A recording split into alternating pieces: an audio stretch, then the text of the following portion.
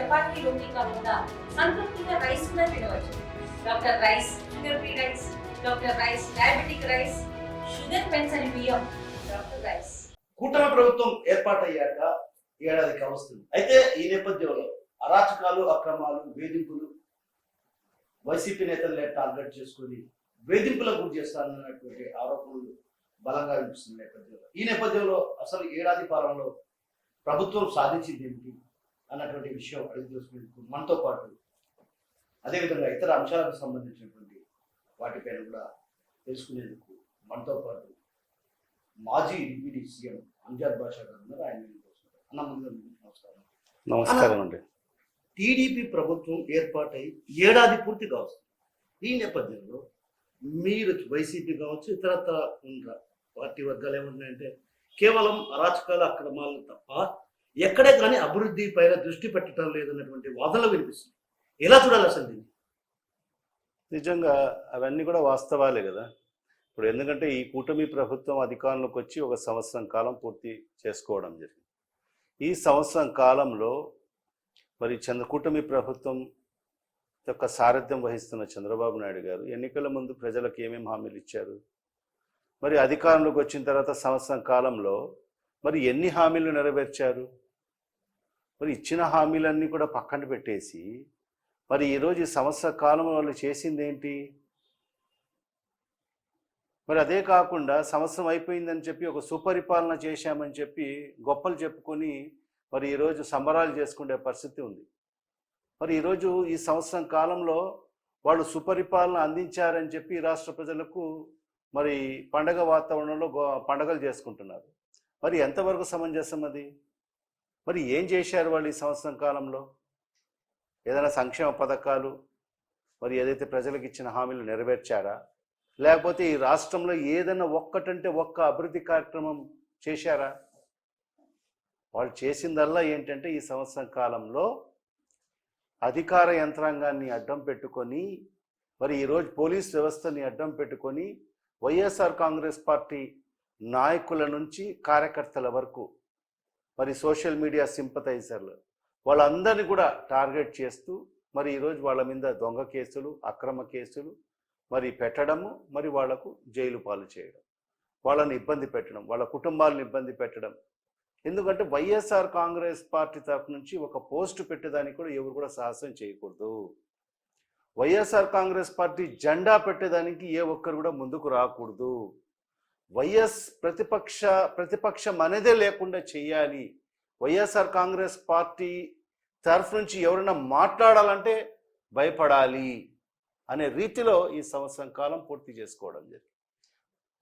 అంటే మీ ప్రభుత్వ హయాంలో కూడా ఇదే తరహాలో అరాచకాలు, అక్రమాలు చేశారని వాళ్ళు ఆరోపిస్తున్నారు. ఎక్కడ నిరూపించమనండి, ఏం అక్రమాలు జరిగాయి, ఏం అరాచకాలు జరిగాయి? ఇప్పుడు వాళ్ళ ప్రభుత్వం అధికారంలోకి వచ్చింది కదా. వాళ్ళ ప్రభుత్వం పెట్టడం కానీ అసభ్యకరమైనటువంటి పోస్టులు పెట్టారు. సోషల్ మీడియా అనేది అది బాక్స్ చాతుర్యం. ఎవరైనా ఏదన్నా వాళ్ళ సంబంధించిన ఎవరైనా పెట్టుకోవచ్చు. మరి ఈరోజు ఒక్క పోస్ట్ పెట్టేదానికి కూడా ఈరోజు భయపడే పరిస్థితి ఉంది. మరి వాళ్ళను సోషల్ మీడియా యాక్టివిస్ట్ ఏ విధంగా ఇబ్బంది పెట్టారో మనం చూసాం. ఒకరి మీద ఒక 10-15 స్టేషన్లలో కేసులు నమోదు చేసి ఎప్పుడో పెట్టిన పోస్టులకు మరి 3 ఏళ్ళు 4 ఏళ్ళ తర్వాత ఈరోజు ఎవరో ఒకరి చేత కంప్లైంట్ ఇప్పించి మరి అతన్ని స్టేషన్లు తిప్పి మరి వాళ్ళు చిత్రహింసలు పెట్టి వాళ్ళ మీద 3rd డిగ్రీ ఉపయోగించి మరి పోలీస్ వ్యవస్థను పూర్తిగా నిర్వీర్యం చేసిన పరిస్థితి ఈరోజు ఈ ప్రభుత్వంలో కనిపిస్తుంది. పోలీసులు ఈ ప్రజలను కాపాడేదానికోసము, లా అండ్ ఆర్డర్ కాపాడేదానికోసం పోలీస్ వ్యవస్థ పనిచేస్తున్నట్టుగా లేదు ఈ రాష్ట్రంలో. కేవలం వైఎస్ఆర్ కాంగ్రెస్ పార్టీ నాయకుల నుంచి కార్యకర్తల వరకు ఇబ్బంది పట్టే దాంట్లో ఈరోజు పోలీస్ వ్యవస్థ బిజీగా మరి ఈ రాష్ట్రంలో ఉంది. ఈరోజు చూస్తున్నాం రాష్ట్రంలో చిన్న పిల్లలని కూడా చూడకోకుండా ఆడపిల్లల మీద ఈరోజు అత్యాచారాలు జరుగుతున్నాయి, మానభంగాలు జరుగుతున్నాయి. మరి వాళ్ళు ఈరోజు ఈ రాష్ట్రంలో ఆడపిల్లలు మరి ఈరోజు బయటికి వచ్చే పరిస్థితి లేదు. తల్లిదండ్రులు వాళ్ళ పిల్లల్ని స్కూలుకు పంపించాలన్నా, కాలేజీలకు పంపించాలన్నా కూడా భయపడే రోజులు ఈరోజు కనిపిస్తున్నాయి. మరి వాళ్ళకి ఎక్కడ భద్రత లేదు ఈరోజు మహిళలకు అందరికీ. మరి అలాంటివన్నీ కూడా పక్కన పెట్టేసి మరి ఈరోజు పోలీస్ వ్యవస్థ ఏం చేస్తుంది? మరి ఈరోజు వైఎస్ఆర్ కాంగ్రెస్ పార్టీ నాయకుల్ని ఏ రకంగా వాళ్ళ మీద అక్రమ కేసులు దొంగ కేసులు పెట్టాలి, మరి వాళ్లకు జైలు పాలు చేయాలి. మరి ఇదే పందాలో మరి ఈరోజు పోలీస్ వ్యవస్థ చాలా బిజీగా, మరి ఈరోజు అధికారులందరూ కూడా దీంట్లో పెద్ద బిజీగా ఉన్నట్టుగా నాకైతే స్పష్టంగా కనిపిస్తుంది. అన్న, ఈ ఏడాది పాలనలో కడపలో అప్పటికి ఇప్పటికి ఏం మార్పు వచ్చింది మీ వైసీపీ ప్రభుత్వానికి ఇప్పుడున్నటువంటి టీడీపీ? అది మీరే చెప్పాలి. మా ప్రభుత్వం అయిపోయిన తర్వాత ఈ ప్రభుత్వం వచ్చి 1 సంవత్సరం అయింది.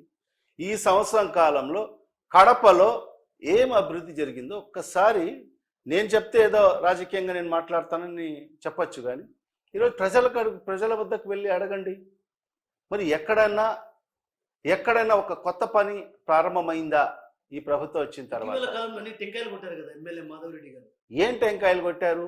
గత ప్రభుత్వంలో శాంక్షన్ అయిన పనులను మరి ఈరోజు ఆమె ఏదో చెప్తారు, పెద్దలు చెప్తారు కదా, సొమ్మొక్కరిది సోకొక్కరిది అన్నట్టుగా గతంలో మనం ప్రారంభించిన కార్యక్రమాలు అది పూర్తి అయినట్టు ఇప్పుడు ఆమె పోయి దానికి శంకుస్థాపన రిబ్బన్లు కటింగ్లు పెట్టడము, మరి కొన్ని రోడ్లు కానీ కొన్ని డ్రైన్స్ కానీ గతంలో మనం శాంక్షన్ చేసినట్టువన్నీ కూడా మరి ఈరోజు ఆమె పోయి టెంకాయలు కొట్టడం తప్ప, మరి ఆమె ఈ సంవత్సరం కాలంలో మన ఎమ్మెల్యే గారు మరి ఈ రాష్ట్రం నుంచి ₹1 నిధులు తీసుకొచ్చి ఏదైనా అభివృద్ధి కార్యక్రమాలు చేశారా అనేది కడప నియోజకవర్గ ప్రజలకు స్పష్టంగా సమాధానం చెప్పాల్సిన అవసరం ఉంది.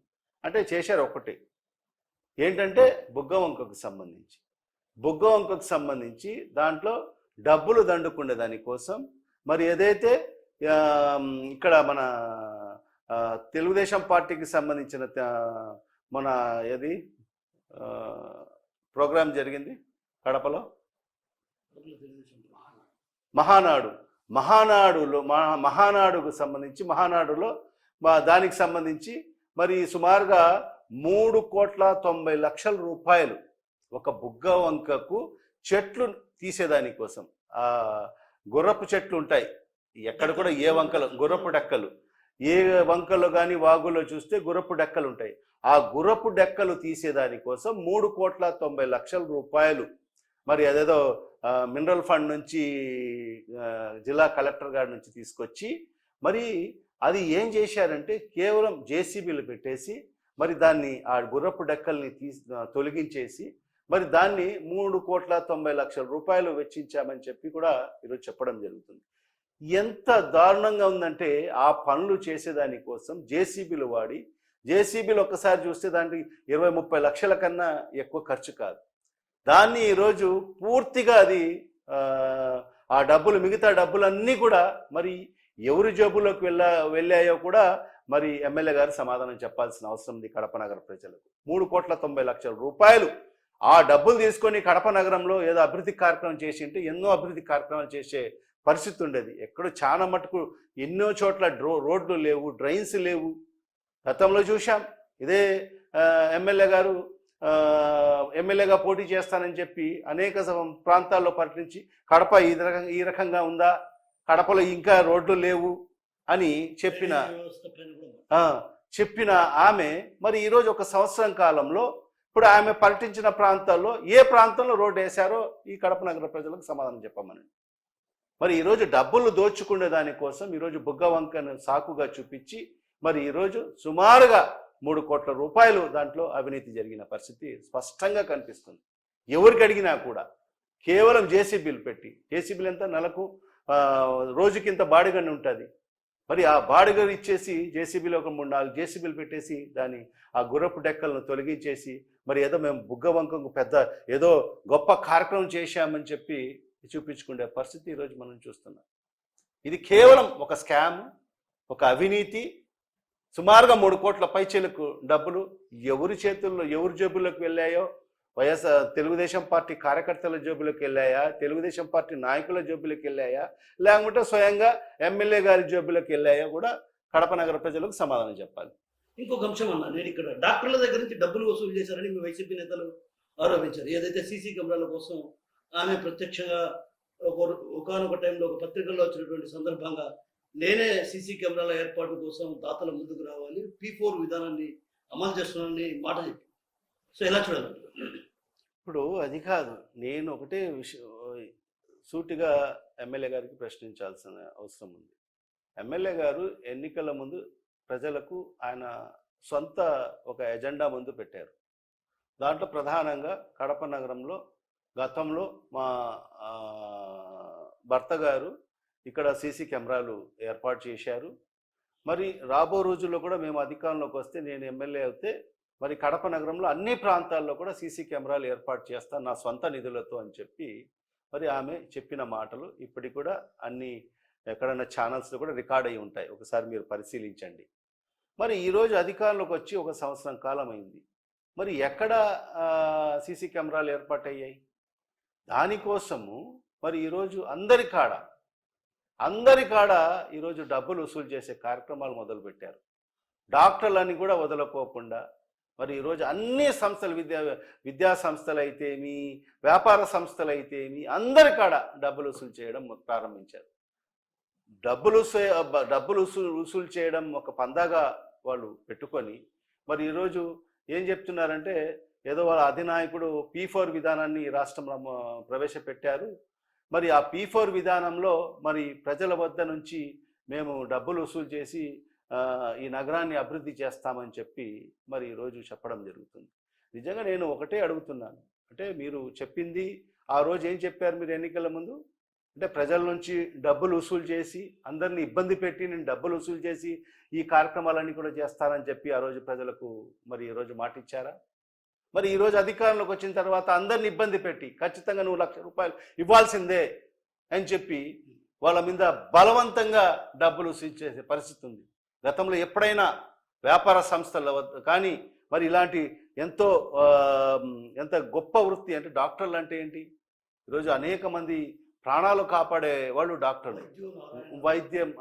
వైద్య వృత్తి అనేది చాలా గొప్ప వృత్తి అది. మరి అలాంటి వృత్తిలో అనేక మంది ప్రాణాలు కాపాడుతూ మరి వాళ్ళు సేవ చేస్తున్న వాళ్ళను కూడా వదిలిపెట్టుకోకుండా మరి వాళ్ళని ఇబ్బంది గురి చేసి వాళ్ళకు హుకుం జారీ చేస్తూ ఖచ్చితంగా మీరు కట్టాల్సిందే, మీరు డబ్బులు తీసుకొచ్చి ఇవ్వాల్సిందే అని చెప్పి వాళ్ళ మీద హుకుం జారీ చేసి మరి ఈరోజు వాళ్ళ కాడ నుంచి ఈరోజు డబ్బులు గుంజే పరిస్థితి ఈరోజు మనం స్పష్టంగా కనిపిస్తుంది. నేను చెప్పేది కాదు, మీరు పోయి ఒక డాక్టర్లను మీరు అడగండి, విద్యా సంస్థల వాళ్ళ కాడికి పోయి అడగండి, వ్యాపార సంస్థల వాళ్ళ కాడికి పోయి అడగండి, ఏ రకంగా ఈరోజు ఇక్కడ పరిపాలన కొనసాగుతుందో, ఏ రకంగా వాళ్ళని ఇబ్బంది పెట్టే పరిస్థితి ఉందో చూడండి ఒకసారి. ఏదో ఒకటి సాకు చూపేసి ఈరోజు రియల్ ఎస్టేట్ వ్యాపారస్తుల కాడికి వెళ్ళి అడగండి ఏ రకంగా ఇబ్బందులు పడుతున్నారు.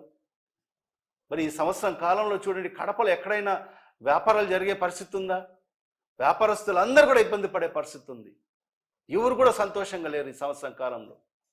మరి ఈరోజు మాకు వ్యాపారాలే జరిగే పరిస్థితి లేదు. మాకు వాళ్ళకు సంబంధించిన రెంట్స్ కూడా కట్టే పరిస్థితి చాలా ఇబ్బందిగా ఉంది అని చెప్పి కూడా వ్యాపారస్తులు చెప్పే పరిస్థితి ఉంది. మరి ఇవన్నీ కూడా ఎందుకు వచ్చాయి? ఈరోజు వీళ్ళు చేస్తున్న కార్యక్రమాలు, వాళ్ళు చేస్తున్న ఈరోజు మన కడప నగరంలో ఉండే ప్రజాప్రతినిధులు చేస్తున్న మరి అరాచకాలు, ఎవరిని కూడా వదిలిపెట్టుకోకుండా మరి ఆయనకు అనుయాయులైన వాళ్ళందరూ కూడా ఇబ్బంది పెట్టే పరిస్థితి ఈరోజు స్పష్టంగా కనిపిస్తుంది. నేను చెప్పేది ఒకటే, ఈ సంవత్సరం కాలంలో వాళ్ళు ఏం చేశారు ఈ కడప నగరంలో? ఒక్క అభివృద్ధి కార్యక్రమం చేశారని చెప్పమనండి. నేను ఈ నిధులు తీసుకొచ్చి ఈ అభివృద్ధి కార్యక్రమం చేశామని చెప్పి. గతంలో మనం ఇచ్చిన జీవోల్ని వాళ్ళు ఏం చేశారంటే డేట్ మార్చి కొత్త జీవోలు తీసుకొచ్చిన పరిస్థితి ఒకటే. ఎందుకంటే షామీరియాకు సంబంధించి మన రవీంద్రనగర్కు సంబంధించిన 2 బ్రిడ్జిలకు సంబంధించి గతంలోనే మనము 6 నెలల్లో పూర్తి చేస్తాను. అదే అడగాల, మీరు పోయి ఎమ్మెల్యే గారిని అడగాలి.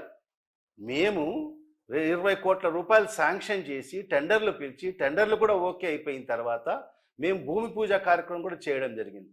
కానీ ఆ కాంట్రాక్టర్ ఎవరైతే కాంట్రాక్ట్ తీసుకున్న వ్యక్తి వాళ్ళ తండ్రి చనిపోయిన తర్వాత, మరి కొందరికి ఉంటుంది కదా, తండ్రి చనిపోయిన తర్వాత వాళ్ళ కుటుంబంలో ఒక మంచి కార్యక్రమం ప్రారంభించుకోకూడదని చెప్పి ఉంటుంది. దానికి కొన్ని ఆలస్యమైంది. అంతలోకే మనకు ఎన్నికల షెడ్యూల్ రావడము. మరి దీని తర్వాత మరి అదే కాంట్రాక్టర్ని పిలిచి మీరు ప్రారంభించవచ్చు కదా, మరి ఎందుకు ప్రారంభించలేదు? ఆమె ఎమ్మెల్యే గారు ఎన్నికల్లో గెలిచిన తర్వాత ఎమ్మెల్యేగా ఇంకా ప్రమాణ స్వీకారం కూడా చేయక మునుపే అక్కడ విజిట్ చేసి మళ్ళీ భూమి పూజ చేసి మరి 6 నెలల 6 నెలల లోపల ఈ 2 బ్రిడ్జిలు నేను పూర్తి చేస్తాను అని చెప్పడం జరిగింది. 6 నెలలు కాదు, ఇప్పుడు సంవత్సరం అయింది. ఏముంది? ఏ పరిస్థితి ఉంది? ఎక్కడుంది? కేవలం జీవోలోనే ఉంది. ఇంతవరకు ఒక కాంట్రాక్టర్ ఫైనల్ కాలేదు. ఇంతవరకు ఎప్పుడు పనులు ప్రారంభిస్తారనేది కూడా తెలియని పరిస్థితి. మరి అదే కాకుండా గతంలో మనం 22 స్ట్రాంగ్ వాటర్ డ్రైన్స్కి సంబంధించి 69 కోట్ల రూపాయల జీవో గతంలో మా ప్రభుత్వంలో మా ముఖ్యమంత్రి గారికి మనము విన్నవించుకొని ముఖ్యమంత్రి గారు సానుకూలంగా స్పందించి 69 కోట్ల రూపాయలు మనకు శాంక్షన్ చేయడం జరిగింది. అంటే 22 స్ట్రాంగ్ వాటర్ డ్రైన్స్కి సంబంధించి. ఎందుకంటే కడప నగరంలో వర్షం పడితే మరి ఆ క్యారింగ్ కెపాసిటీ కలిగిన స్ట్రాంగ్ వాటర్ డ్రైన్స్ లేనందువల్ల మరి కొన్ని ప్రాంతాలు పెద్ద వర్షాలు వస్తే మరి మునిగిపోయే పరిస్థితి.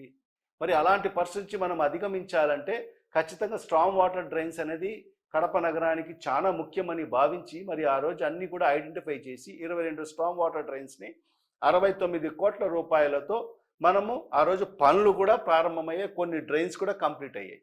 మరి దాన్ని మరి ఈరోజు వాళ్ళు ఏదో ఈ ప్రభుత్వం వచ్చిన తర్వాత మేము తీసుకొచ్చామని చెప్పి మరి కేవలం ఆ జీవో డేట్ అదే 69 కోట్ల రూపాయలు. గతంలో మా ప్రభుత్వంలోనే కొన్ని డ్రైన్స్ కూడా పనులు కూడా జరిగాయి. కాంట్రాక్టర్ కూడా ఫైనల్ మా హయాంలోనే జరిగింది. వీరనారాయణ రెడ్డి అని చెప్పి కాంట్రాక్టరు, మఠానికి సంబంధించిన వ్యక్తి కాంట్రాక్టరు పనులు కూడా చేశాడు. మరి ఈరోజు అదే దానికి డేట్ మార్చి మళ్ళా జీవో తీసుకొచ్చి మరి ఈరోజు వాళ్ళు గొప్పలు ఏం చెప్పుకుంటున్నారంటే మా ప్రభుత్వం అధికారంలోకి వచ్చిన తర్వాత ఈ స్ట్రాంగ్ వాటర్ డ్రైన్స్ కోసము 69 కోట్ల రూపాయలు నిధులు తీసుకొచ్చాం, మరి రవీంద్రనగర్ బ్రిడ్జిల కోసం 20 కోట్ల రూపాయలు నిధులు తీసుకొచ్చామని చెప్పి డేట్లు మార్చిన జీవోలు ఈరోజు ప్రజలకు చూపించి మభ్యపెట్టే కార్యక్రమం ఒకటే వాళ్ళు చేసిన పరిస్థితి. ఈ సంవత్సరం కాలంలో ఒక్క నయా పైసా నిధులు తీసుకొచ్చిన పరిస్థితి లేదు. అది కాక ఈరోజు ఎట్లా అస్తవ్యస్తంగా ఈరోజు కడప మున్సిపల్ కార్పొరేషన్ చేసిన పరిస్థితి ఈరోజు మనం చూస్తున్నాం. ఎక్కడన్నా చూసారా? ఎక్కడ ఈ గార్బేజ్ ఎత్తే పరిస్థితి ఉందా? కడప నగరం ఒక మురికి నగరంగా మార్చే పరిస్థితి ఈరోజు ఈ సంవత్సరం కాలంలో జరుగుతున్న పరిస్థితి మనం చూస్తున్నాం. అవును, 20 ఏళ్లుగా దోచుకున్నారు అనేది ఒక ఎమ్మెల్యే గతంలో కూడా ఆరోపించారు మాధవరెడ్డి. సో మీరు దోచుకున్నారు 20 ఏళ్లుగా, నేను వచ్చిన తర్వాత ఆ మంచి పాలన అందిస్తాను. దోచుకున్నారని చెప్తున్నారు కదా. ఎవరు ప్రభుత్వం అధికారంలో ఉంది? ఇప్పుడు ఎవరు ప్రభుత్వం అధికారంలో ఉంది? అధికారులు ఎవరి మాట వింటున్నారు? మీ ప్రభుత్వం అధికారంలో ఉంది. ఎంక్వైరీ వేయండి, ఎవరు ఎంత దోచుకున్నారు ప్రజలకు తెలియపరచండి. మీ చేతుల్లో ఉంది కదా, మీ చేతుల్లో ఉంది కదా ప్రభుత్వము. అధికారులు మీ తొత్తులుగా వ్యవహరిస్తున్నారు కదా, మీకు చుట్టూగా తిరుగుతున్నారు కదా మీ అధికారులు. మరి ఎక్కడ అవినీతి జరిగిందో చూపించమనండి. ఊరికే ఆరోపణలు చేయడం కాదు. గతంలో కూడా చెప్పింది, ఎన్నికల సందర్భంలో కూడా చెప్పింది, ఇప్పుడు కూడా చెప్తానే ఉంటుంది. ఎప్పుడు కూడా అదే మాట. ఎప్పుడు చూసినా కూడా మైక్ ఎవరైనా ముందు పెడితే ఇదే మాట. ఇప్పుడు ప్రజలు నమ్మే పరిస్థితి లేదు. ఎందుకంటే నువ్వు ఎమ్మెల్యేగా గెలిచావు కదా, ఇప్పుడు నిరూపించండి. ఏ మున్సిపల్ కార్పొరేషన్లో ఎక్కడ అవినీతి జరిగిందో నిరూపించండి, ఆధారాలతో సహా నిరూపించండి. మీ చేతిలో అధికారం ఉంది, మీ ప్రభుత్వం అధికారంలో ఉంది. అధికారులందరూ కూడా మీ మాట వింటారు. ఎక్కడ అవినీతి జరిగిందో చూపించండి. రాష్ట్ర ప్రజలకు, కడప నగర ప్రజలకు చూపించండి. అది చూపించుకోకుండా కేవలం ఏదో అవినీతి జరిగిందని చెప్పి మరి మీరు చేస్తుంది ఏంటి? ఈరోజు కడప నగరంలో ప్రజల వద్దకు పోయి అడిగితే తెలుస్తుంది మీరు చేస్తున్న నిర్వాకాలు, మీ నాయకులు చేస్తున్న నిర్వాకాలు. ఎక్కడ ఒక్కరిని వదలడంలే, మట్టిని వదలడంలే, ఇసుకను వదలడంలే, బ్రాందీ షాపులను వదలడంలే, సైట్లు రియల్ ఎస్టేట్ వ్యాపారస్తుల్ని వదలడంలే, అందరినీ ఇబ్బంది పెట్టే కార్యక్రమం ఒకటే ఈ రాష్ట్రంలో జరుగుతుంది. చెరువుల్ని వదలడంలే.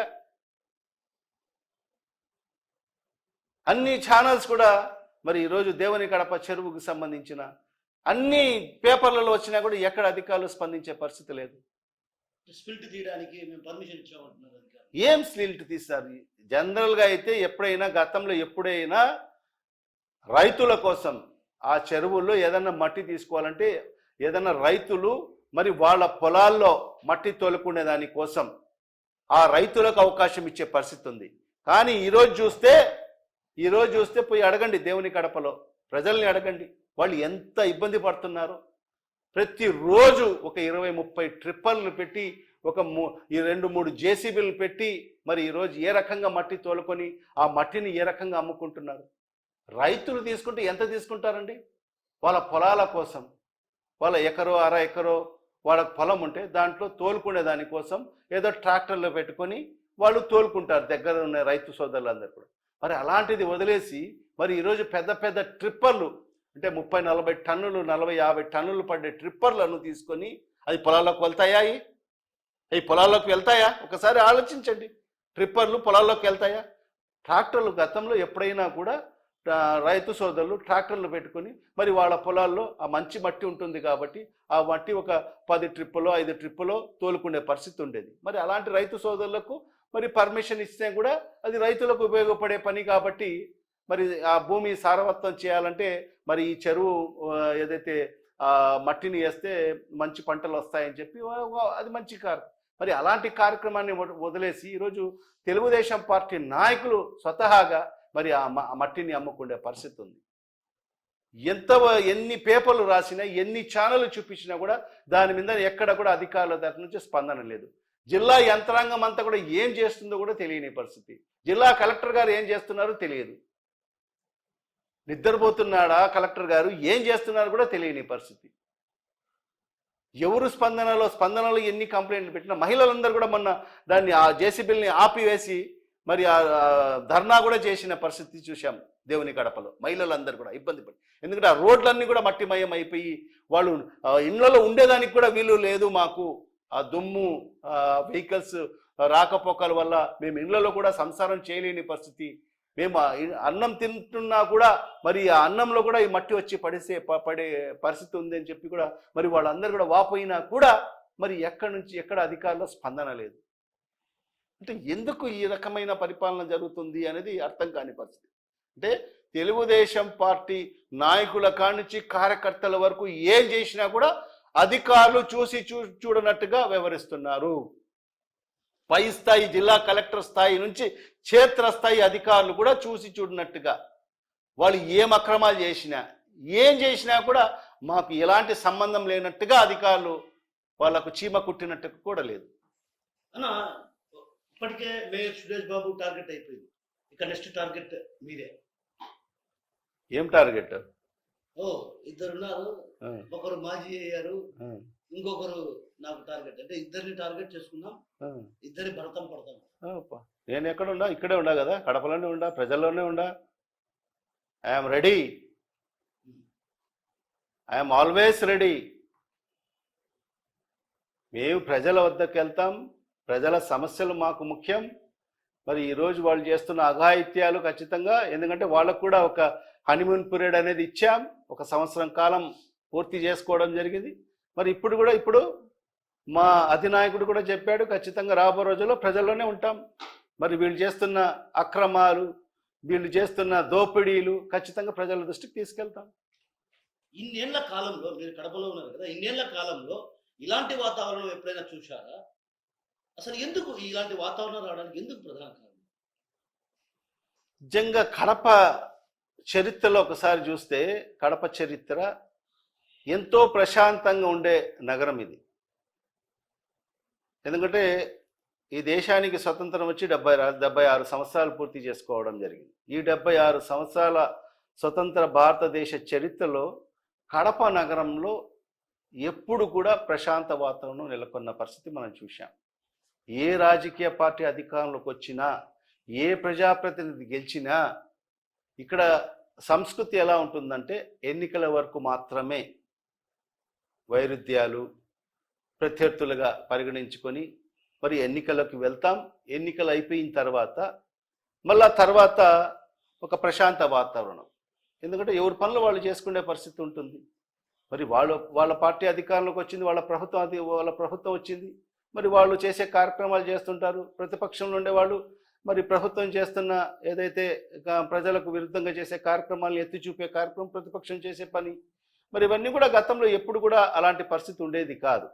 అది కూడా ఎలాంటి సంస్కృతి ఉండేదంటే ఎన్నికల్లో పోటీ చేసిన తర్వాత కూడా మరి తర్వాత 5 ఏళ్ళు అందరు కలిసిమెలిసి ఉండే పరిస్థితి కడప నగరంలో ఉండేది.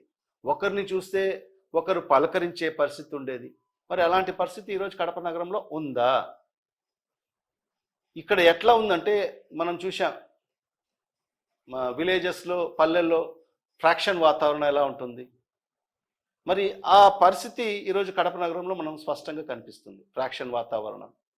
మరి నాయకుల మీద టార్గెట్ పెట్టుకొని, వైఎస్ఆర్ కాంగ్రెస్ పార్టీ సానుభూతి పరుల పైన టార్గెట్ పెట్టుకొని, ఒక ప్రజాప్రతినిధి, నేను అడుగుతాను, ఒక ప్రజాప్రతినిధి గెలిచిన తర్వాత ఎవరైనా ప్రజలు ఆ ప్రజాప్రతినిధి వద్దకు వెళ్తే, నువ్వు నాకు ఓటు వేయలేదు, మీరు నాకు ఓటు వేయలేదని చెప్పే పరిస్థితి ఎప్పుడైనా మనం కడప నగరంలో చూశాము? గజ్జల రంగారెడ్డి కాడి నుంచి తీసుకోండి, కోటిరెడ్డి కాడి నుంచి తీసుకోండి. మరి ఆ సంస్కృతి ఉండేదా?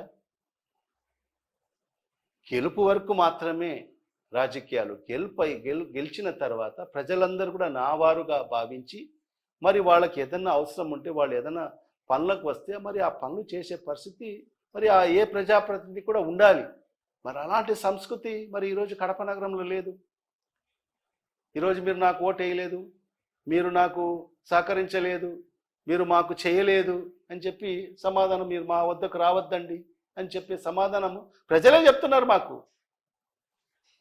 ప్రజలే చెప్పే పరిస్థితి ఉంది. మహానాడు వేదికగా నేను బుడ్డా వెంగళరెడ్డి గారి ఆడబిడ్డను నా ఇంటికి వస్తే వీల్ చైర్లో పంపిస్తానని హెచ్చరించింది. ఒకప్పుడు రెడ్డప్ప గారి మాధవరెడ్డి గారు అని చెప్పుకునే ఆమె బుడ్డా వెంగళరెడ్డి గారి ఆడబిడ్డను అది నా ఇంటికి వస్తామని చెప్పారు. నా ఇంటికి వస్తానంటే డైరెక్ట్గా మీకే వార్నింగ్. అది కాదు, అది నాకు కాదు మీరు ప్రశ్నించాల్సింది. పోయి రెడ్డప్ప గారి శ్రీనివాసులు రెడ్డి గారిని పోయి అడగాల మీరు ఇదే ప్రశ్న. మీకు ఇచ్చిన వార్నింగ్, మీరు బెడ్రూమ్ లో దొరుకుతామని మీ తమ్ముడు అన్నాడు కదా. అది కాదు, ఆయన పేరు అది కాదు, ఆమె పేరు ఎందుకు మార్చుకునిందో రెడ్డప్ప గారి శ్రీనివాసులు రెడ్డి గారిని మీరు ఈ ప్రశ్నపై అడగాలి. ఎందుకంటే ఆమె ఎన్నికల ముందు వరకు, ఎన్నికల్లో గెలిచినంత వరకు నేను రెడ్డప్ప గారి మాధవిరెడ్డి అని చెప్పడం జరిగింది. మరి ఈరోజు గెలిచిన తర్వాత మహానాడు వేదికపై నుంచి మరి ఏదేదో బుడ్డ వెంగళరెడ్డి ఆడపడుచునని చెప్పి ఆమె మాట్లాడడం జరిగింది. దీన్ని ఏ విధంగా మనం అర్థం చేసుకోవాలని చెప్పి ఆమె భర్త గారైన రెడ్డప్ప గారి శ్రీనివాసులు రెడ్డిని అడిగితే ఆయనే దాన్ని వివరంగా చెప్పగలడు. మాకు తెలియదు. అది టచ్ చేస్తే ఎవరు ఆమెకు టచ్ చేసే అవసరం ఎవరికి లేదు. ఎందుకంటే ఎక్కడ కూడా ఇక్కడ ఇదేం ఫ్రాక్షన్ రాజకీయాలు కాదు. ఇక్కడ టచ్ చేసేది నిలదీస్తాం, ప్రజల పక్షాన నిలబడతాం, మరి ప్రజలతోనే నిలదీసే కార్యక్రమాలు చేస్తాం, అంతే తప్ప టచ్ చేసే పరిస్థితి ఎందుకంటే ఉంటుంది. మనం ఏమైనా పర్సనల్గా మాకేమైనా గొడవలు ఉన్నాయా? అదే కదా, మాకేమైనా వాళ్ళ కుటుంబానికి మా కుటుంబానికి ఏదైనా వైరుధ్యాలు ఉన్నాయా? ఏమైనా కక్షలు ఉన్నాయా గతంలో నుంచి? ఈరోజు రాజకీయాల్లో ఉన్నాం, రాజకీయాల్లో ఉన్నాం, ప్రజల పక్షాన ఉంటాం. ప్రజలకు మీరు చెప్పిన హామీలు నెరవేర్చినంత వరకు ప్రజల పక్షాన ఉండి పోరాటం చేస్తాం. మీరు చేసిన మీ సొంత అజెండా అయితే ఏమి, మీ అధినాయకుడు చేసిన ఏదైతే సంక్షేమ కార్యక్రమాలు ఏదైతే హామీలు ఇచ్చాడో ఆ హామీలన్నీ కూడా నెరవేర్చే విధంగా మరి ప్రజల వద్దకు వెళ్తాం ఖచ్చితంగా. ఇప్పుడు మన అధినాయకుడు కూడా ఒక ప్రోగ్రామ్ని ఆర్గనైజ్ చేశారు. ఆ కార్యక్రమంలో మరి ఖచ్చితంగా ప్రజల వద్దకు వెళ్తాం. మరి ఏదైతే చంద్రబాబు నాయుడు గారు ఈ ప్రభుత్వం ఎన్నికల ముందు ప్రజలకు ఇచ్చిన హామీలు, మరి ఏ హామీలు ఇచ్చారు ఈ కుటుంబానికి, ప్రతి కుటుంబానికి మీరు ఇది ఇచ్చారు కదా, బాండ్లు లాగా ఇచ్చారు మీ కుటుంబానికి, మా ప్రభుత్వం అధికారంలోకి వస్తే మరి ఇంత డబ్బులు మీకు చేరుతాయి అని చెప్పి. అదే ప్రతి ఇంటికి ప్రతి గడపకు వెళ్తాం. మీ ఇప్పటి వరకు ఈ సంవత్సరం కాలంలో ఈ ప్రభుత్వం వచ్చిన తర్వాత మీకు చెప్పారు కదా, మరి ఇంతవరకు ఇంత డబ్బులు రావాలి, మీకు ఎంత డబ్బులు వచ్చాయని చెప్పి ప్రజల వద్దకు వెళ్తాం.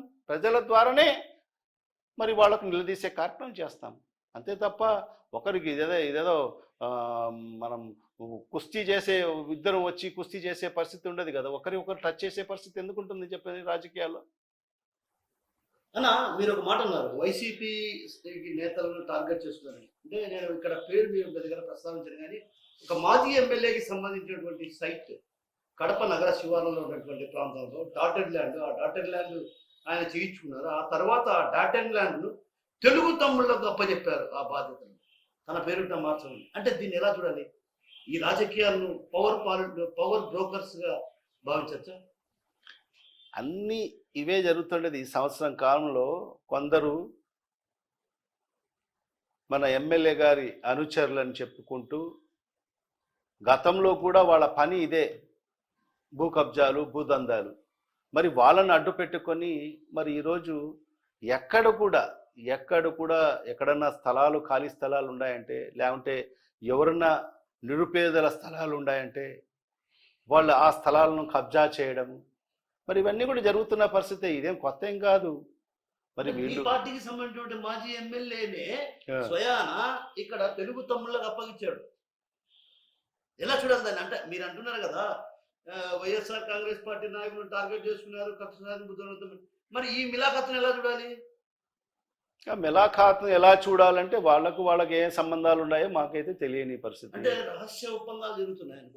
ఏ రహస్యాల ఒప్పందాలు జరుగుతున్నా కూడా నేను ఒకటే చెప్తున్నాను, మరి దాని మీద ఎందుకు ఎమ్మెల్యే గారు స్పందించడం లేదు? అదే నేనేది పవర్ బ్రోకర్స్, అంటే పాలిటిక్స్ లో పవర్ బ్రోకర్స్ ఉన్నంత కాలం ఇలాంటి వ్యవస్థ బ్రోకరిజాన్ని ప్రోత్సహిస్తుంది ఎవరు? బ్రోకర్లను ప్రోత్సహిస్తుంది ఎవరు? వాళ్ళ వెనకల ఎవరి హస్తం ఉంది? అది మీరు ముందు పసిగట్టాలి. వాళ్ళ వెనకల ఆ బ్రోకర్, ఎవరైతే బ్రోకర్లు అంటున్నారు కదా, ఆ బ్రోకర్ల వెనకల ఎవరి హస్తం ఉంది? వాళ్ళ హస్తం లేకపోతే ఆ పనులు జరుగుతాయా? మరి అంటే ఇక్కడేమో టీడీపీ, అక్కడేమో వైసీపీ. ఎలా చూడాలి దీన్ని? అసలు ఏంటి అసలు? అంటే మీరు అధికారంలో ఉంటే మీరు మాకు సపోర్ట్ చేయండి, మేము అధికారంలో ఉంటే మీకు మేము సపోర్ట్ చేస్తామన్న ఒప్పందం కుదుర్చుకున్నట్టే కదా ఇక్కడ. అది ఎట్లనో వాళ్ళని ఆమెనే పోయి అడిగితే, శాసనసభ్యురాలని అడిగితే, మీ పార్టీ లీడర్ కూడా ఉన్నాడు. అదే ఆమెకు వాళ్ళకి ఏం సంబంధాలు ఉన్నాయో మాకైతే తెలియదు. కడప నగరానికి సంబంధించిన అంశం కాబట్టి మిమ్మల్ని అడగాలి. అంటే వాళ్ళకి ఏం సంబంధాలు ఉన్నాయో మాకైతే తెలియదు కదా. వాళ్ళకి ఏం సంబంధాలు ఉన్నాయో మాకైతే తెలియదు. అది ఎమ్మెల్యే గారిని అడిగితే బాగా చెప్తుంది. మాకైతే తెలియని పరిస్థితి. నా గతంలో మీ పైన పలు ఆరోపణలు చేశారు, అవినీతి అక్రమాలకు పాల్పడ్డారని. ఇప్పుడు ఏడాది పాలన పూర్తయింది. ఇప్పటి వరకు మేయర్ సురేష్ బాబుని టార్గెట్ చేసుకున్నారు. ఆ తర్వాత కొంత వెనక్కి తగ్గడం, అంటే ప్రభుత్వం కొంత వెనక్కి తగ్గిందా, లేకుంటే ఊహాత్మకంగా అడుగులు వేస్తుందని భావించచ్చా మేయర్ సురేష్ బాబు? నిజంగా ఇవాళ అవన్నీ కూడా కేవలం ఈరోజు ఒకటే, నేను ప్రజా సమస్యలు పట్టవాళ్లకు నేను ఒక ప్రజాప్రతినిధిగా మున్సిపల్ కార్పొరేషన్లో జనరల్ బాడీ మీటింగ్ జరుగుతుంది. జనరల్ బాడీ మీటింగ్లో ఇప్పుడు ప్రభుత్వం ఎవరుతుంది? తెలుగుదేశం ప్రభుత్వం ఉంది, వాళ్ళ ప్రభుత్వం ఉంది. మరి ఈరోజు సజావుగా మీటింగ్ జరిపించి, మరి ఎవరైతే ప్రజాప్రతినిధులుగా కార్పొరేటర్లుగా గెలిచిన వాళ్ళ డివిజన్లో ఉండే సమస్యలు తెలుసుకొని మరి దాన్ని పరిష్కరించాల్సిన బాధ్యత ఎవరిపైన ఉంది? ప్రజాప్రతినిధుల పైన ఉంది. దాంట్లో ప్రధానంగా ఈరోజు మేయర్గా వైఎస్ఆర్ కాంగ్రెస్ పార్టీ వ్యక్తి మరి సురేష్ బాబు గారు ఉన్నారు. మరి ఇప్పుడు అధికార పక్షంలో ఉండే పార్టీకి సంబంధించిన వ్యక్తి ఈరోజు ఎమ్మెల్యేగా ఉన్నారు.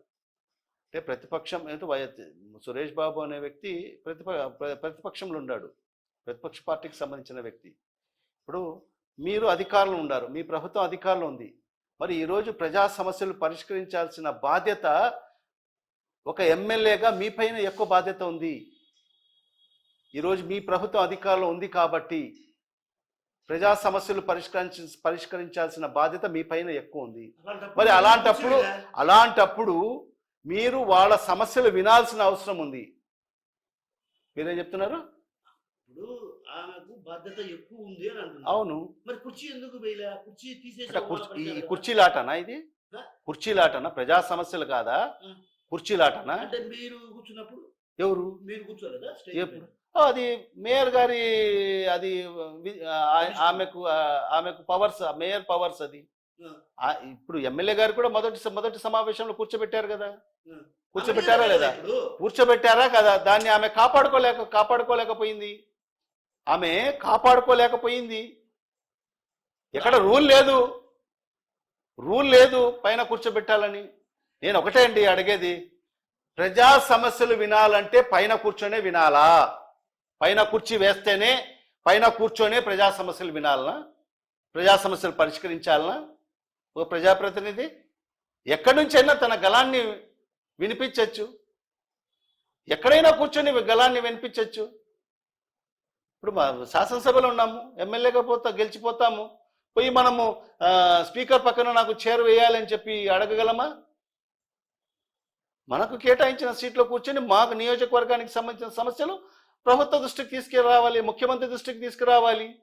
మరి ఇదే కార్యక్రమం చేయాలి. మీ గొర్రెలు వాళ్ళ గొర్రెలు ఏం రూల్ ఏం కాదు, రూలే కాదు, అది రూలే లేదు. అది ఆయన అధికార విశిక్షణతో ఆయనకు ఆ రోజు కూర్చోబెట్టారు, మేమందరం సహకరించాము. మీకు కూడా అవకాశం ఇచ్చాడు ఆయన, కానీ ఎమ్మెల్యే గారు దాన్ని సద్వినియోగం చేసుకోలేకపోయారు. ఇప్పుడు నేను ఒకటే, అవన్నీ పక్కన పెడతాం, అవన్నీ కుర్చీ వేశారా లేదా అనేది పక్కన పెడతాం. అంటే ప్రజా సమస్యలు ఏమైపోవాలి, గాలికి వదిలేయాలా ప్రజలకు? ఇప్పుడు మీరు గెలిచింది ప్రజల ఓట్లతోనే కదా గెలిచింది. మీరు ప్రజా సమస్యలు పరిష్కరించాల్సిన బాధ్యత మీ పైన ఉందా లేదా? ఈరోజు డివిజన్లలో అనేక సమస్యలు ఉన్నాయి. మరి కార్పొరేటర్లు అందరూ కూడా మొరబెట్టుకుంటున్నారు. ఒక మీటింగ్ పెట్టండి, ఆ మీటింగ్లో మా సమస్యలు, మా డివిజన్కు సంబంధించిన మా డివిజన్లో ప్రజలు పడుతున్న ఇబ్బందులు మేము వివరిస్తాము, చెప్తామని చెప్తే కూడా వినే ఓపిక లేకపోతే విని దాన్ని పరిష్కరించాల్సిన బాధ్యత ఈరోజు అధికార పక్షమైన తెలుగుదేశం పార్టీకి, తెలుగుదేశం పార్టీ ఎమ్మెల్యేకు ఎక్కువగా ఉంది. కాబట్టి మరి ఎక్కడ కూర్చుంటే ఏముంది? ప్రజా సమస్యలు పరిష్కరించే దానికోసం పైన వేదిక పైన కూర్చొని పరిష్కరించాలని ఏం లేదు. ఎక్కడ కూర్చొనైనా మనం ప్రజా సమస్యలు పరిష్కరించవచ్చు. మేము కూడా అదే కోరుతున్నాం. ఆ రోజు వాళ్ళు గౌరవం ఇచ్చారు, కానీ ఎమ్మెల్యే గారు దాన్ని కాపాడుకోలేకపోయారు. కాబట్టి మరి ఈ పరిస్థితి ఉంది. అవును, ఇప్పుడు అధికారులు మొన్న జరిగినటువంటి సమావేశంలో అధికారులు పైన ఆమె దగ్గరే ఉండటాన్ని, మేయర్ సురేష్ బాబు చాంబర్లోకి రాకపోవటం కానీ, తర్వాత మెజారిటీ సభ్యులు ఉన్నా కూడా అక్కడికి వచ్చి సర్వసభ్య సమావేశం హాలు కోర్టు ఒక రకంగా ఆదేశాలు ఇచ్చినా కూడా ఆ ఆదేశాలను కూడా బేఖాతారు చేయడానికి, అంటే కమిషనర్ ఏమంటున్నాను, కమిషనర్ కావచ్చు, అధికారులు కావచ్చు, అంతా కూడా రకంగా హైకోర్టు స్టే ఏమనిచ్చింది, హైకోర్టు ఉత్తర్వులు ఇచ్చింది, కాన్ఫరెన్స్ హాల్లో సమావేశం పెట్టండి, కాన్ఫరెన్స్ హాల్ను కూడా సమావేశాన్ని తాళం పెట్టండి. అంటే ఒక రకంగా కాన్ఫరెన్స్ అంటే ఆ కార్పొరేషన్ పరిధిలో మేయర్ సురేష్ బాబుకి ఆధీనంలోనే ఉంటుంది. అలాంటి కార్పొరేషన్లోనే తాళాలు వేసుకోవడాన్ని ఎలా చూడాలి? ఇది చాలా దారుణము. ఎందుకంటే కార్పొరేషన్ పరిధి అనేది మేయర్ ఆధీనంలో ఉండాలి. సర్వసభ్య సమావేశం ఎక్కడ నిర్వహించాలనేది కూడా నిర్ణయించేది మేయర్ గారే. మేయర్ గారు ఆదేశిస్తే మరి ఆ మీటింగ్ని కేవలం కమిషనర్ కన్వీన్ చేయాలి, అంతే. ఆ మీటింగ్ని నిర్వహించాలి, మేయర్ గారి ఆదేశాలను నిర్వహించాలి కమిషనర్ అనే వ్యక్తి. మరి అలాంటిది పక్కన పెట్టేసి వాళ్లకు అధికారం ఉందని చెప్పి ఈరోజు ఎమ్మెల్యే గారి అండదండాలు ఉన్నాయని చెప్పి ఈరోజు అధికారులందరూ కూడా మెజార్టీ సభ్యులు సుమారుగా 39 ప్రజాప్రతినిధులు, కార్పొరేటర్లు మరి ఈరోజు వాళ్ళు కాన్ఫరెన్స్ హాల్లో, ఎందుకంటే కోర్టు ఆర్డర్ కూడా ఉంది, కాన్ఫరెన్స్ హాల్లో నిర్వహించుకుంటామని చెప్పి వాళ్ళు కోర్టుకు వెళ్తే కోర్టు కూడా ఆర్డర్స్ ఇవ్వడం జరిగింది. సజావుగా కాన్ఫరెన్స్ హాల్లో నిర్వహించండి, వాళ్లకు పూర్తిగా భద్రత కల్పించండి అని చెప్పి కూడా పోలీస్ డిపార్ట్మెంట్కు కోర్టు ఆదేశాలు ఇవ్వడం జరిగింది. మరి దానికి అనుగుణంగా మరి ఆ కాన్ఫరెన్స్ హాల్ని తాళాలు వేసేసి పోయి ఎమ్మెల్యే కాడ పక్కన నిలబడుకోవడము మరి ఏ రకంగా చూడాలి కమిషనర్ని? అంటే కమిషనర్ అనే వ్యక్తి సమన్వయం చేయాల్సిన బాధ్యత ఉంది. ఎక్కడన్నా ఎమ్మెల్యేకు, మేయర్కు సమన్వయం చేయాల్సిన బాధ్యత. అలాంటి వ్యక్తి సమన్వయం పక్కన పెట్టేసి మరి ఈరోజు అధికారం ఉందని చెప్పి మరి వాళ్ళు ఆయనకి ఇక్కడ కమిషనర్గా తీసుకొచ్చారు కాబట్టి మరి ఆమెకు ఒత్తాసు పలుకుతాము, అధికార పార్టీకి మేము ఒత్తాసు పలుకుతామంటే దాని పర్యవసనం తర్వాత ఉంటుంది. అందుకే మేము దానికి కూడా ఈరోజు కోర్టులో ఛాలెంజ్ చేస్తున్నాం. మరి అధికారుల ఏదైతే తీరు పైన కూడా కోర్టులో ఛాలెంజ్ చేస్తున్నాం. ఖచ్చితంగా వీళ్ళకందరికీ కూడా న్యాయస్థానాల ముందు నిలబెడతాం. ఎంతటి అధికారైనా అందరినీ కూడా న్యాయస్థానం ముందు నిలబెడతాం, ఖచ్చితంగా దోషులుగా నిలబెడతాం, ఖచ్చితంగా చేస్తాం. అన్న, మీపై కూడా కొంత ఆరోపణలు చేసింది గత ఎన్నికల సందర్భంగా, ఉద్యోగాల భర్తీ విషయంలో కావచ్చు, తదితర అంశాలపైన కూడా భారీ స్థాయిలో అవినీతికి, అక్రమాలకు పాల్పడ్డారు. అదే కదా, నేను చెప్పేది అదే కదండి. మేయర్ గారి పైన అలిగేషన్ చేశారు, నా పైన చేశారు. ఎందుకంటే వాళ్ళు గెలవాలని చెప్పి అసత్యాలు అన్నీ మాట్లాడేసి ఈరోజు వాళ్ళు గెలిచారు, వాళ్ళ ప్రభుత్వ అధికారులు ఉంది, వాళ్ళ అధికారులందరూ కూడా వాళ్ళ మాట వింటారు. సంవత్సరం కాలం అయింది, ఏ అవినీతి జరిగిందో నిరూపించండి. సంవత్సరం కాలంలో మీరు ఒక్క అవినీతి కూడా మీరు నిరూపించలేకపోయారంటే దాని అర్థం ఏంటి చెప్పండి? దాని అర్థం ఏంటి? నేను కాదు, ఒక సంవత్సరం కాలంలో వాళ్ళు చెప్పిన అనేక ఆరోపణలు ఒక్క ఆరోపణ అయినా నిరూపించారా? రోడ్డు గడ్డగా టవర్ కూడా కట్టారు. ఇప్పుడు కూడా టవర్ ఉంది. అది ఏం చేశారు? టవర్ తీసేశారా పోయి? రోడ్డు గడ్డగా టవర్ కట్టారు కదా. రోడ్డు గడ్డగా ఆ రోజు 7వ వింత 8వ వింత అని చెప్పారు. ప్రపంచంలో 8వ వింత అన్నారు. ఈ రోజు కూడా 8వ వింత. ఆమె సంవత్సరం అయిన తర్వాత కూడా 8వ వింత అక్కడే ఉంది. ఇప్పుడు వాళ్ళ అధికారం ఉంది కదా, 8వ వింతని తొలగించవచ్చు కదా. నేను అదే కదా చెప్తాండేది. 8వ వింతగా పోయి తొలగించవచ్చు కదా. ఆరోపణలు చేసినంత మాత్రాన కాదు, ఆరోపణలు నిరూపించాలి. ఈ సంవత్సరం కాలంలో మీరు ఎందుకు ఒక్క ఆరోపణ కూడా నిరూపించలేకపోయారు అంటే కేవలం ఆరోపణల వరకే ఉన్నాయి అంతే. ఎన్నికల్లో గెలిచేదానికోసం మేము ఆరోపణలు చేశాం అంతే, గెలిచాం, అయిపోయి. ఎన్నికల సందర్భంగా మారుమూల ప్రాంతాల్లోకి వెళ్ళింది, డ్రైనేజ్ వ్యవస్థను చూసింది. అబ్బా ఇంత దారుణమైనటువంటి వ్యవస్థ ఉందండి. ఇప్పుడు ఆ వ్యవస్థ మారిందా? మళ్ళీ మీరే ఆ ప్రాంతంలో ఎక్కడైతే ఆ వీడియోలన్నీ ఉన్నాయి, మీరు ఆమె పర్యటించిన ప్రాంతాలన్నీ కూడా ఉన్నాయి. మరి ఈరోజు మళ్ళీ మీరే మీడియా మిత్రులందరూ కూడా కలిసి వెళ్ళి చూడండి. మరి ఎక్కడన్నా మార్పు వచ్చిందా ఒకసారి చూడండి. ఎక్కడన్నా డ్రైన్స్ ఎక్కడన్నా నిర్మాణం అయ్యాయేమో చూడండి. ఒక్క పని కూడా జరగని పరిస్థితి ఈ సంవత్సరం కాలంలో. మరి ఈరోజు నిధులు తీసుకొస్తే కదా పనులు జరిగేది. గతంలో మనం చేసిన కార్యక్రమాలని ఈరోజు రిబ్బన్ కటింగ్లు చేసుకుంటా, టెంకాయలు కొట్టుకుంటా మనం ప్రారంభించిన కార్యక్రమాలు చేశారు తప్ప మరి ఈరోజు ఒక్క కొత్త పని ఈ సంవత్సరం కాలంలో చేసిన దాఖలాలు ఉన్నాయా? లేదు. అన్ని వ్యవస్థలు దిగజారిపోయాయి. ప్రజలు ప్రతి వీధుల్లో కూడా ఎక్కడ చూసినా కూడా మురికి మనం ఎక్కడికి చూసినా కనిపిస్తుంది. ఈరోజు గార్బేజ్ ఎత్తే పరిస్థితి లేదు. మరి ఇవన్నీ కూడా పూర్తిగా ఈ ప్రభుత్వం సంవత్సరం కాలంలో వైఫల్యం చెందింది అనేది దీనికి పూర్తిగా నిరూపణ కావడం జరిగింది. పూర్తిగా ఈ సంవత్సరం కాలంలో ఈ ప్రభుత్వం పూర్తి అన్ని రంగాల్లో విఫలం కావడం జరిగింది. అన్న, సిపి బ్రౌన్ అంశానికి సంబంధించి అప్పటి జగన్మోహన్ రెడ్డి హయాంలో నిధులు కేటాయించారు, స్థల సేకరణ జరిగింది, అంతా జరిగింది. ఆ తర్వాత భూమి పూజ విషయంలో కొంత ప్రోటోకాల్ వివాదం, అదేవిధంగా శిలాఫలకాల వివాదం దారితీసినటువంటి పరిస్థితి. అంటే ఎలా చూడాలంటే నేను ఏమంటున్నానంటే ఆ సిపి బ్రౌన్ గ్రంథాలయం అనుసంధానం అయింది వైవియుకు సంబంధించినటువంటి అంశం, వైవియు యూనివర్సిటీ. సో కానీ ఇక్కడ పేర్లకు సంబంధించినటువంటి వివాదాలు రావడం, ఆదినారాయణ రెడ్డి పేరు వేస్తే ఒక విధంగా స్పందించడం, అదేవిధంగా చైతన్యారెడ్డి పేరు, అంటే ఎమ్మెల్యేల మధ్య ఇంత వివాదాలకు దారితీస్తుందంటే ఎలా చూడాలి? కడప ఎమ్మెల్యే మాధవిరెడ్డి, చైతన్యారెడ్డి పేరు, తర్వాత ఆదినారాయణ రెడ్డి పేరు, ఈ ముగ్గురి పేర్లులో కొంత వివాదం జరిగింది. ఇంత దారుణం అంటే అది యోగి వేమన యూనివర్సిటీకి అనుసంధానం కావడం జరిగింది. ఏంటి? సిపి బ్రౌన్ లైబ్రరీ గతంలో రాజశేఖర రెడ్డి గారు ఉన్నప్పుడు దాన్ని జగన్మోహన్ రెడ్డి గారు ముఖ్యమంత్రి అయిన తర్వాత మరి ఆ రోజు సిపి బ్రౌన్కు సంబంధించిన పెద్దలందరూ కూడా ఆనాటి ముఖ్యమంత్రి జగన్మోహన్ రెడ్డి గారికి వచ్చి మాకు ఈ సిపి బ్రౌన్కు సంబంధించిన మాకు ఒక బిల్డింగ్ కావాలి అని చెప్తే దానికి పక్కనే ఒక స్థలానికి సంబంధించి కూడా నిధులు కేటాయించడం జరిగింది. కన్స్ట్రక్షన్స్కి సంబంధించిన కూడా నిధులు మరి జగన్మోహన్ రెడ్డి గారు ముఖ్యమంత్రిగా ఉన్న సందర్భంలోనే మరి జీవో కూడా ఇవ్వడం జరిగింది. మరి దాన్ని గతంలో ఒక ముఖ్యమంత్రి స్థాయిలో జగన్మోహన్ రెడ్డి గారు కూడా దాన్ని భూమి పూజ కూడా చేయడం జరిగింది. భూమి పూజ కూడా చేయడం జరిగింది. తర్వాత అది నిధుల జాప్యత తర్వాత కొద్దిగా ఆ పనులు ప్రారంభం కాలేదు. మరి ఈరోజు వీళ్ళు చేసింది ఏంటి? వీళ్ళు ఏమైనా కొత్తగా మళ్ళీ దాన్ని ఏదైనా నిధులు కేటాయించారా? లేదు. మరి ఈరోజు మళ్ళీ దాన్ని శంకుస్థాపన చేయాలి అంటే మళ్ళీ భూమి పూజ కార్యక్రమం చేయాలని చెప్పి తలపెట్టి మరి ఒక శిలాఫలకం తయారు చేసి ఆ శిలాఫలకంలో పేర్ల విషయంలో నా పేరు పైన రావాలా అని చెప్పి మరి ఆ పేర్ల విషయంలో మరి అది పక్కన పడేయడం జరిగింది. దానికి డబ్బులు శాంక్షన్ అయ్యి అన్నీ కూడా జరిగిన తర్వాత కూడా టెండర్లు ఫైనలైజ్ అయిన తర్వాత కూడా కేవలం వీళ్ళ ఏదైతే పేర్ల విషయంలో మరి ఈరోజు ఆ పనులన్నీ కూడా జరగకుండా ఈరోజు ఉన్న పరిస్థితి వాస్తవం.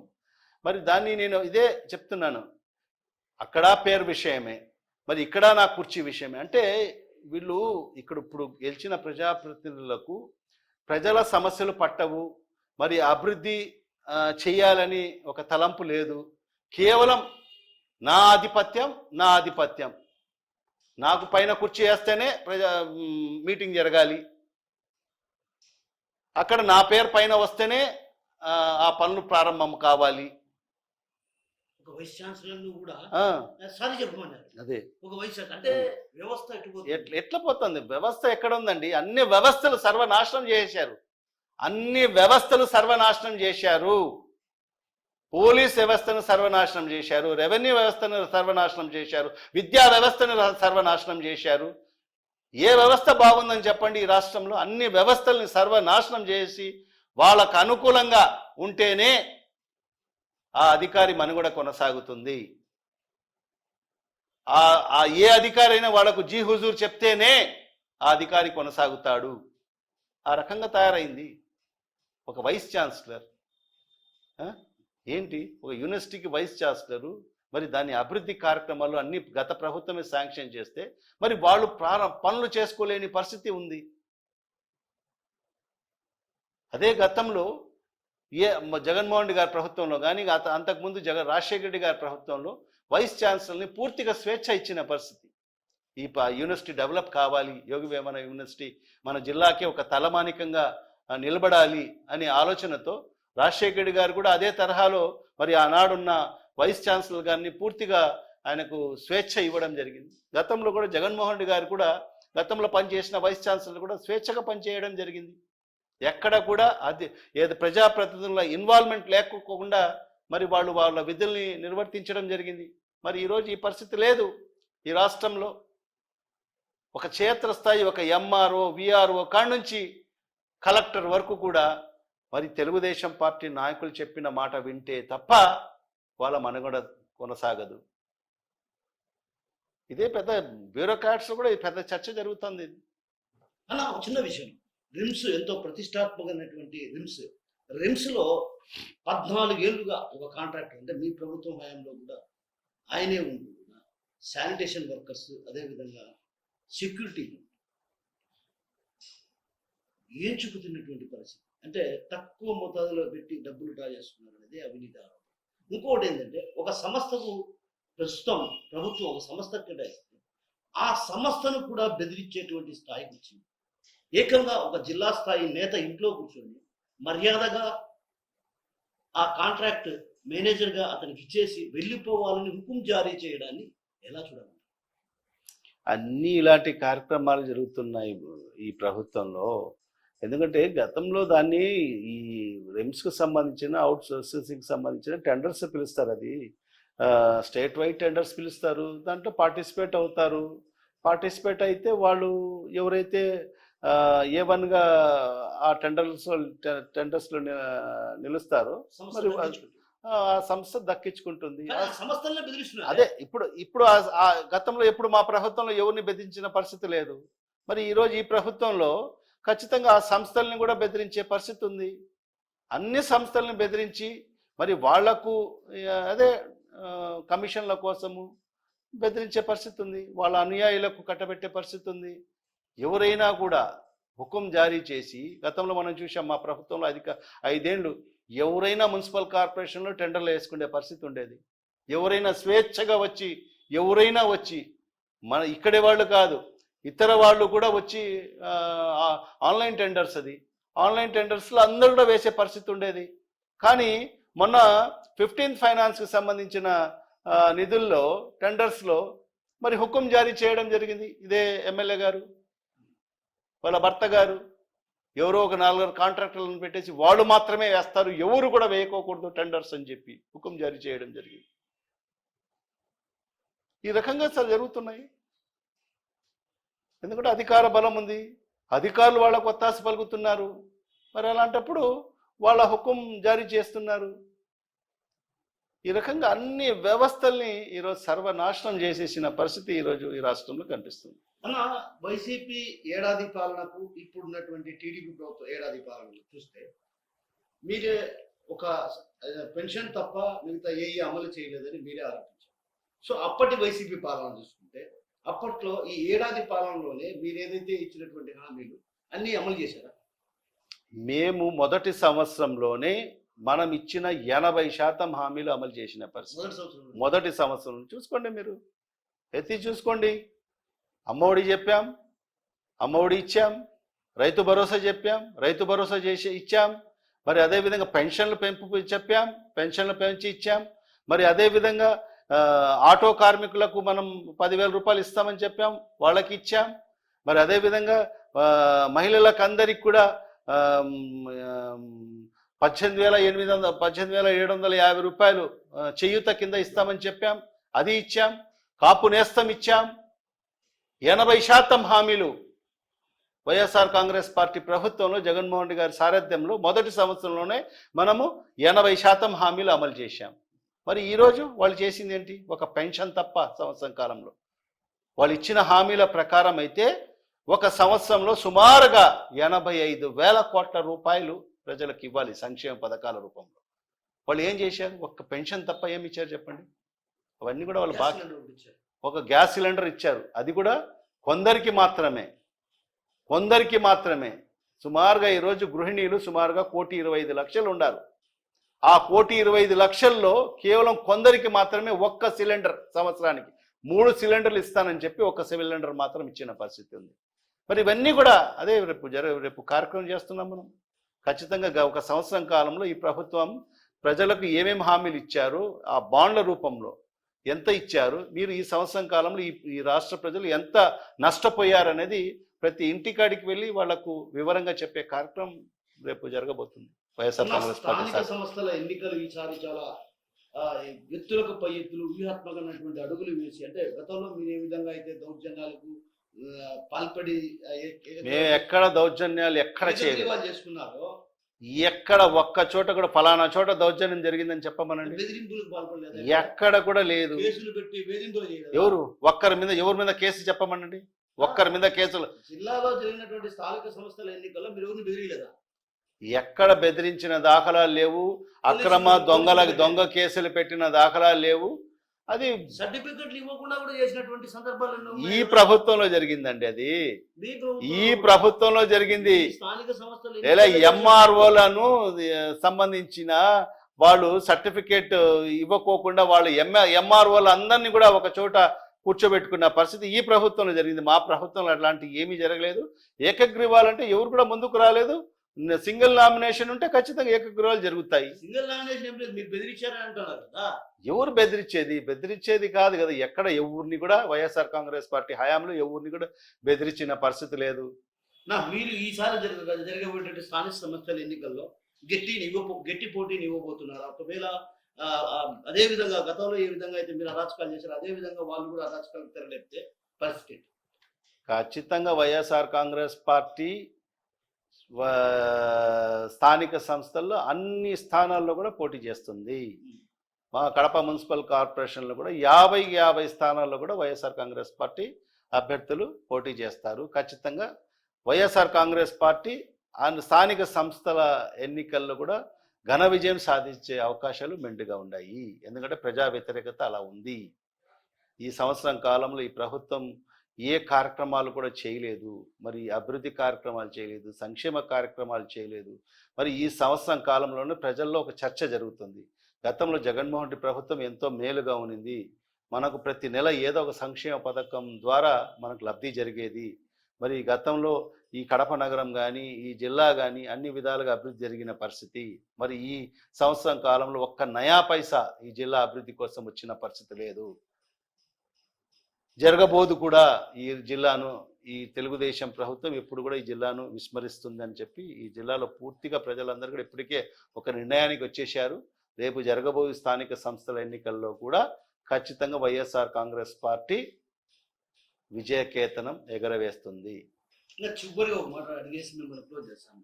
ఒకప్పుడు మీ పార్టీలో సంబంధించినటువంటి ఒక నాయకుడిది కాలువ అన్నారు. ఆ తర్వాత ఇప్పుడు కాలువ పోయి ఫ్లాట్లు వచ్చేసాయి. తర్వాత కాలువ అంతా కూడా ఎక్కడ కూడా లేని పరిస్థితి. ఎలా చూడాలి దీన్ని? కాలువలను కూడా కబ్జా చేయడాన్ని ఎలా చూడాలి? ఇది ఎట్లా ఉంటుందంటే, వైఎస్ఆర్ కాంగ్రెస్ పార్టీలో ఉంటే అతను దొంగ, అదే వాడు పార్టీ మారి తెలుగుదేశం పార్టీ కండువ కప్పుకుంటే దొంగ పోయి దొర అవుతాడు. ఇది జరుగుతుంది. గతంలో ఒక వెంచర్లో అక్కడ కాలువ ఉందని చెప్పి మరి అది చేసిన తర్వాత వాళ్ళు కొందరు అక్కడ ఎవరైతే ఉండారో కార్పొరేటర్లకు అందరూ వాళ్ళు తెలుగుదేశం పార్టీకి మారారు. మారితే అది ఇప్పుడు అది పూర్తి స్థాయిలో ఏమంటారు దానికి లీగలైజ్ అయిపోయింది. అప్పుడు ఇల్లీగల్, అది పార్టీ మారిన తర్వాత అది లీగల్. అంటే ఇక్కడ ఏం జరుగుతుందంటే దొంగలు మా పార్టీలోకి పంపించారు అంటున్నారు.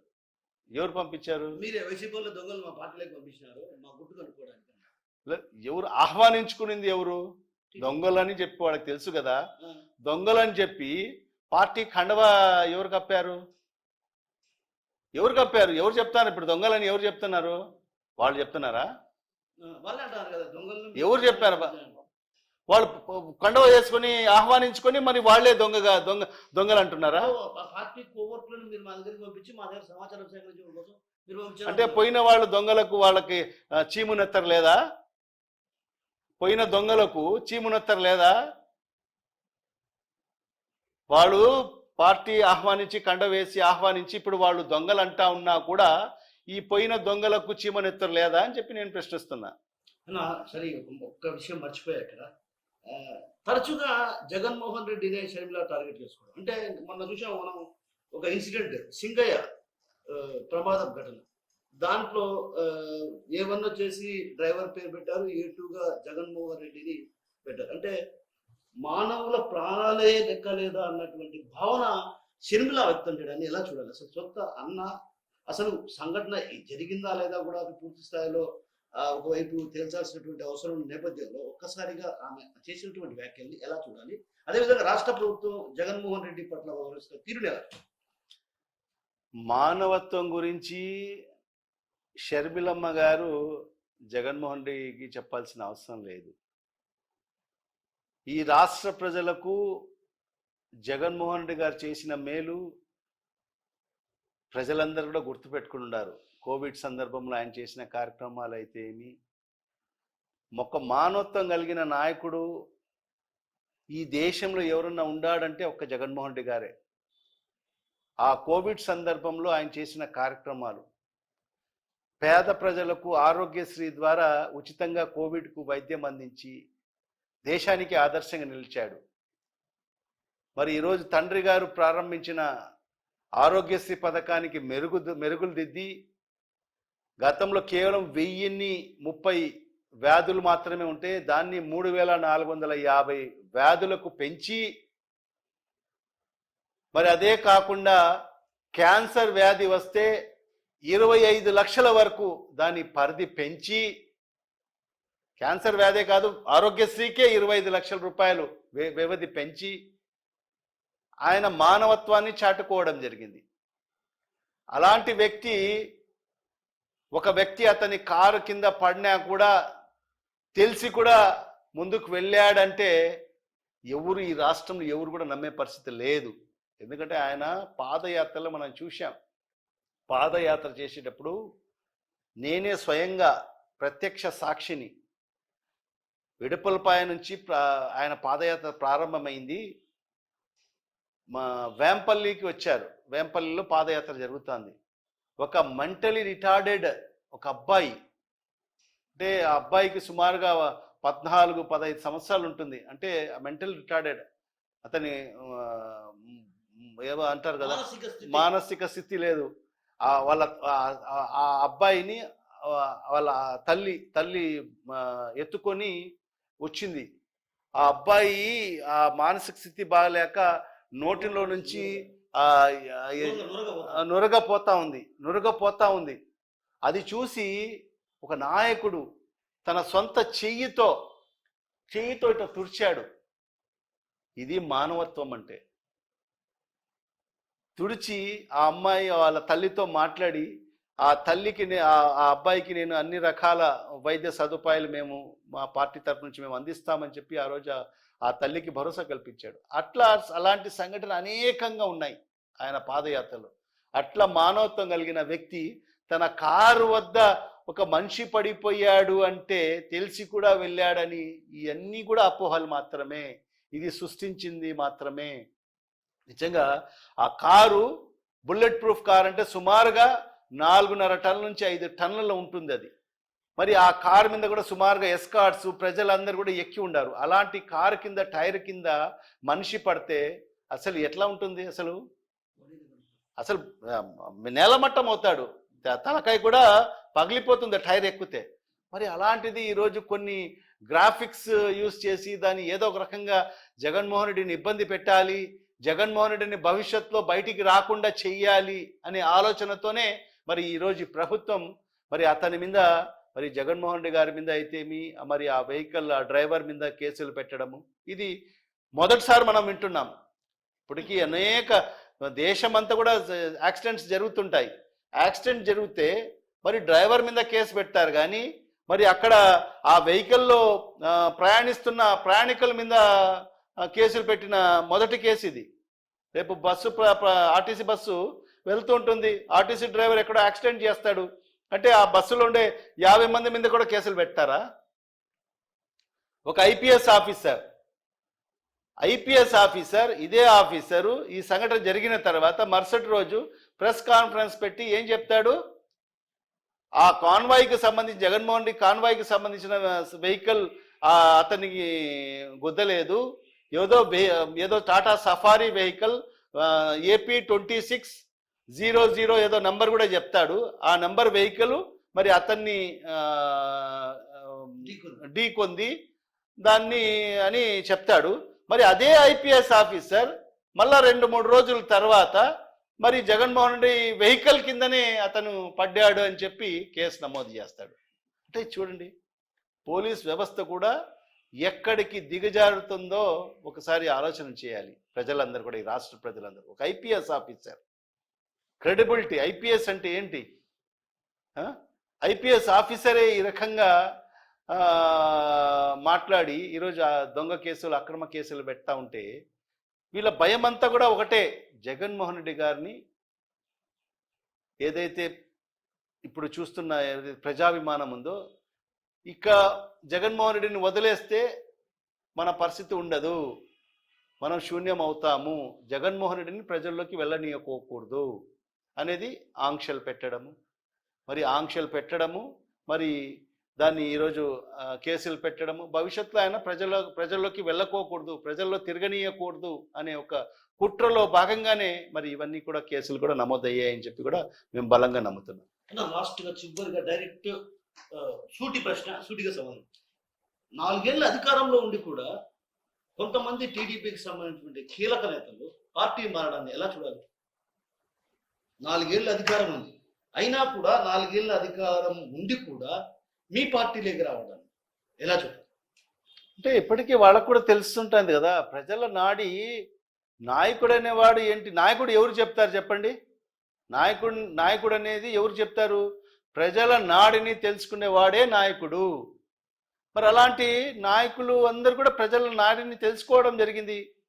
మరి ఈ సంవత్సరం కాలంలో వాళ్ళకి జరిగిన అవమానాలు అయితేమి, మరి ఈరోజు ప్రజలకు ఈ ప్రభుత్వం ఎలాంటి కార్యక్రమాలు చేయలేదు, మరి ఖచ్చితంగా ప్రజలందరూ కూడా మళ్ళీ జగన్మోహన్ రెడ్డిని కోరుకుంటున్నారు అనేది స్పష్టంగా తెలుస్తుంది. మరి ఆ ప్రజల నాడిని బట్టి ఏ నాయకుడు కూడా ముందుకెళ్తాడు. మరి ఇప్పుడు ఎవరైతే ఇక ఏం కాలేదు, ఇది స్టార్టింగ్, ఇది ఆరంభం మాత్రమే. చూడండి, ఇంకొక సంవత్సరం కాలం పూర్తి చేసుకుంటే, 2 సంవత్సరాలు పూర్తి చేసుకుంటే వరదల్లాగా వైఎస్ఆర్ కాంగ్రెస్ పార్టీలో చేరే పరిస్థితి ఉంటుంది. మరి ఇవన్నీ కూడా జగన్మోహన్ రెడ్డి గారు ఏదైతే ప్రజలకు మేలు చేశాడు, మరి ఈ ప్రభుత్వం ప్రజలకు ఏమి చేయడం లేదు, అభివృద్ధి కార్యక్రమం జరగడం లే, సంక్షేమ కార్యక్రమం జరగడం లే, మరి ఇవన్నీ కూడా పసిగట్టిన తర్వాతన భవిష్యత్ అనేది జగన్మోహన్ రెడ్డితోనే ఉంది అని చెప్పి వాళ్ళు భావించి ఈరోజు అనేక మంది మరి నాయకులు కూడా వైఎస్ఆర్ కాంగ్రెస్ పార్టీలో చేరుతున్నారు. Thank you. సో మొత్తం మీద జగన్మోహన్ రెడ్డి ని అనగదొక్కడం, అదేవిధంగా ఆయన చరిష్మాను దెబ్బతీసేందుకే కుట్రలు చేస్తున్నారు తప్ప ఎక్కడే కానీ ఆయనకు లభిస్తున్నటువంటి ఆలోచన అడ్డుకునేందుకు తీవ్రమైనటువంటి ప్రయత్నాలు చేస్తున్నారు. ఇలాంటి ఆటలు సాగనివ్వబోం. భవిష్యత్తులో జరిగేటువంటి స్థానిక సంస్థల ఎన్నికల్లో వైసీపీ సత్తాయంతో త్వరలో చూపిస్తారు. ఎందుకంటే ఇప్పటికే ప్రజల్లో భారీ స్థాయిలో వ్యతిరేకత కనిపిస్తుంది. ఆ నేపథ్యంలో ప్రజల్లో కూడా తిరుగుబాటు కనిపిస్తుంది. ఏదైతే సంక్షేమ పథకాల అమలులో రాష్ట్ర ప్రభుత్వం ఒక రకంగా ఏ పథకాన్ని కూడా అమలు చేయలేదు. కేవలం ఒక పెన్షన్, అదేవిధంగా ఒక సిలిండర్ ఇచ్చి ఆ తర్వాత చేతులు దులుపుకుంది. ఇలాంటి పరిస్థితుల నేపథ్యంలో భారీ స్థాయిలో ప్రజల్లో వ్యతిరేకత కనిపిస్తున్నటువంటి భావనతో పాటు ఏదైతే ఎమ్మెల్యే మాధవరెడ్డి గెలిచాక ఇక్కడ అరాచకాలు అక్రమాలు పెరిగాయి తప్ప ప్రజాసేవ, ప్రజా సంక్షేమం ఆమెకు ముఖ్యం కాదు. కేవలం కుర్చీలు, ఇతరులపై కక్ష సాధింపు ధోరణి, ఇవి రెండే ఆమె లక్ష్యంగా పెట్టుకున్నారు. అందుకే మనం గమనిస్తే, ప్రధానంగా ప్రజలు గమనిస్తే ఆ విషయాలు, వాస్తవాలు వెలుగులోకి వస్తున్నాయి. రాబోయే రోజుల్లో మాధవిరెడ్డిని కూడా ఖచ్చితంగా ప్రజలు తిరస్కరించే పరిస్థితి రాకపోతున్నటువంటి భావన మనతో పాటు ఉన్నటువంటి మాజీ డిప్యూటీ సీఎం అంజాద్ బాషా గారు చెప్తున్నారు. కెమెరా హరితో కిషోర్, RTV, కడప నుంచి. తెలుగులో న్యూస్ కి ఫాస్టెస్ట్ యాప్ ఇప్పుడు టోటలీ న్యూ అవతార్లో జస్ట్ 5 seconds లో కంప్లీట్ న్యూస్. సోషల్ మీడియాలో ట్రెండ్స్ కి one stop solution. Live TV app voice search option తో ఇప్పుడే డౌన్లోడ్ చేయండి లేదా అప్డేట్ అయిపోండి. యాప్ లింక్ డిస్క్రిప్షన్ లో ఉంది.